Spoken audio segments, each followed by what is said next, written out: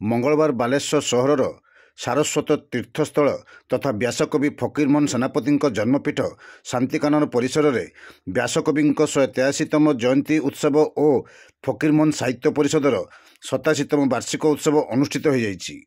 फकीरमोहन साहित्य परिषद आनुकूल्य आयोजित यह उत्सव में मुख्य अतिथि भाव प्राक्तन विधायक तथा संवादर प्रतिष्ठाता सौम्यरंजन पट्टनायक, मुख्य वक्ता भाव विशिष्ट समालोचक तथा इतिहास गवेषक ललाटेन्दु दासमहापात्र जगदे ओडिया साहित्य राजनीति एवं अस्मिता उपर बहुमूल्य वक्तव्य प्रदान करथिले।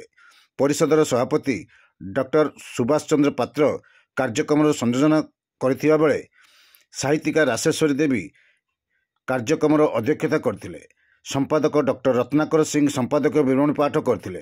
डॉक्टर सारंगधर त्रिपाठी अतिथि को मंच को आमंत्रण करथिले। शेष में तपन राय धन्यवाद देइथिले। एही अवसर में साहित्य वाहिका पत्रिका अतिथि मानक द्वारा उन्मोचित होइतिला। परे साहित्य और गवेषणा क्षेत्र में कृतित्व अर्जन करथिबा बहु विशिष्ट व्यक्तिविशेषों को पुरस्कृत करा जायतिला।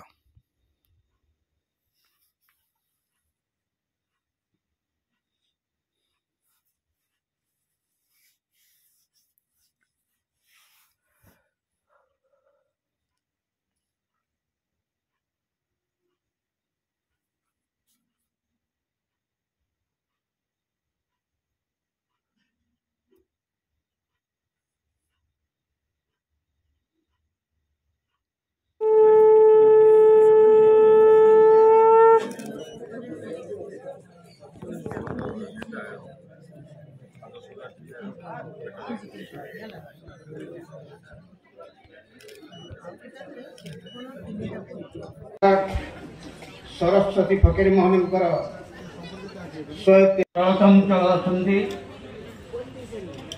रेभेन्सा स्नातक राजनीति स्नातकोत्तर उपाधि लाभ करती।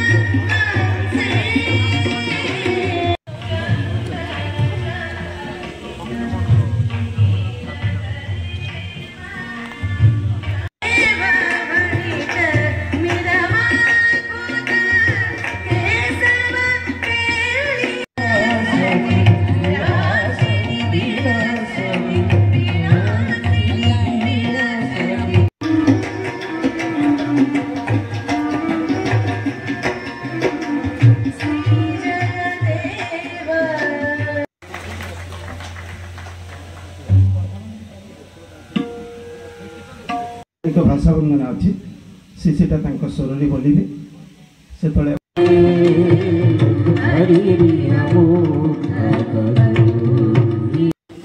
सुस्थ है आम निज निज स्वागत अच्छी से पुणी आपका नाम आमंत्रित करूँ एवं पुणी शुणे तेणु तरुणकांति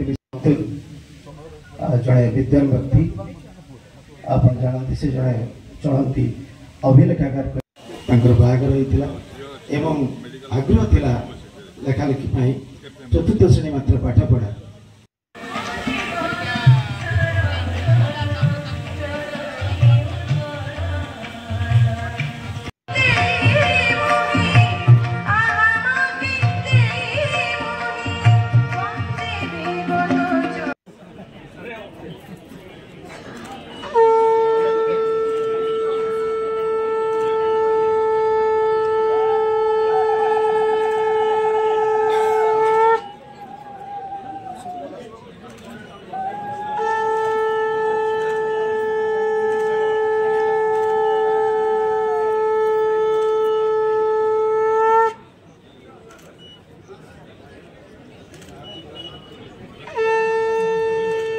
सम्राट सरस्वती फकीर मोहन प्रथम चलती